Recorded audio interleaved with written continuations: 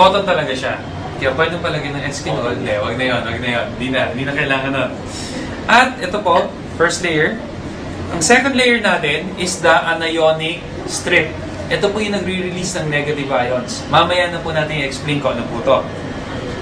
Now, the third layer is cotton rin po. Nakapabalot po siya sa buong napkin. Nakapaikot po siya. Ito po yun. The reason is why we're using cotton because cotton is non-recyclable. Hindi po siya nare-recycle.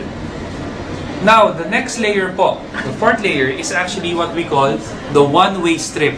Ito pong one-way strip na to, pag dumaan po dito yung liquid, meron po siyang locking system that will lock out the moisture.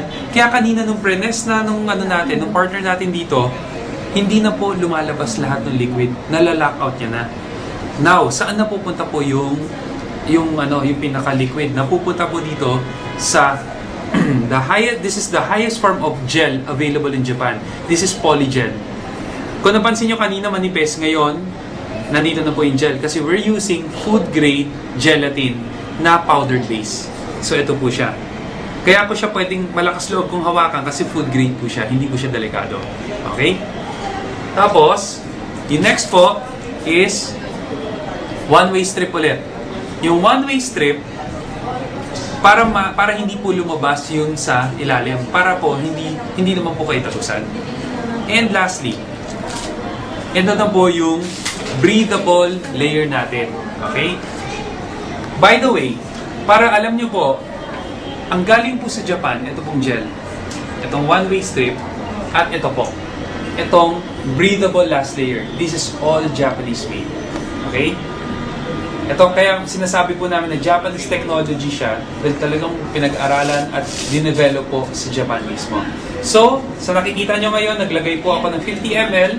Ilalagay ko pa po dito sa natirang tubig. Ayan. Ayan po. Ang mapapansin nyo, paunti-unti, ina-absorb niya pa rin.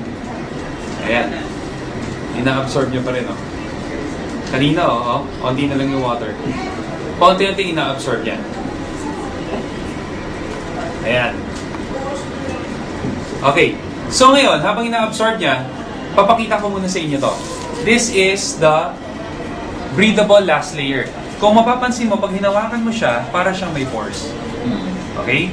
The reason is, nalaman nila that ang molecules ng air is smaller than sa liquid.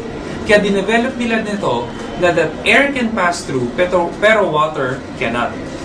This is how we test it. Meron po akong hot water dyan.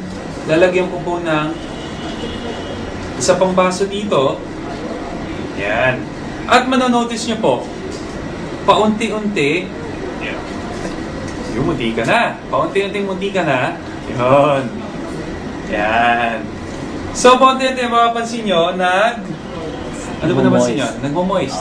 So, may air. May presence. Yes, exactly. So, ibig sabihin, air can pass through. Alright? Ayan, o. Kaya every time a woman uses our product, they really, really feel comfortable. They don't actually feel it. They actually experience it. Kasi ganun ka-wonderful yung product natin. Ayan. So, air is passing through. Moisture.